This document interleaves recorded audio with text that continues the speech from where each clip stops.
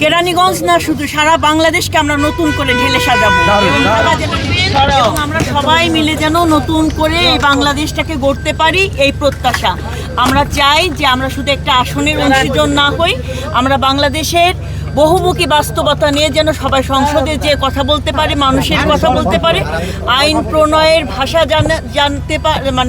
জানাতে পারি এবং রাষ্ট্রের কথা নিয়ে আমরা জনগণের কথা নিয়ে আওয়াজ তুলতে চাই। মানে দল যে সিদ্ধান্ত নেবে সেই সিদ্ধান্তে আমরা সবাই একমত। হ্যাঁ, এবং অবশ্যই দল ত্যাগ এবং রাজপথের পরীক্ষিত সৈনিক, আদর্শ, দেশপ্রেম এবং সব কিছু মিলায়ে যারা আইন প্রণয়ের ব্যাপারে যাদের জ্ঞান আছে, দক্ষতা আছে, ভাষা জ্ঞান আছে, সে সকল কিছু বিবেচনায় দল সিদ্ধান্ত নেবেন 36 জন নারী সংরক্ষিত আসনের নারী জনপ্রতিনিধি হিসেবে। আমার প্রত্যাশার জায়গা সম্পূর্ণটাই আমার কর্মের উপর এবং আমার দলের নেতা বাংলাদেশের মাননীয় প্রধানমন্ত্রী দেশনায়ক জনাব তারেক রহমানের প্রতি। তিনি যে সিদ্ধান্ত নেবে সেটা আমার জন্য সবচেয়ে চূড়ান্ত এবং ভালো সিদ্ধান্ত হবে, এটাই আমার প্রত্যাশা। কেরানীগঞ্জ না শুধু সারা বাংলাদেশকে আমরা নতুন করে ঢেলে সাজাবো এবং ঢাকা জেলা নেতৃত্ব দেবো, এগিয়ে নিয়ে যাবো।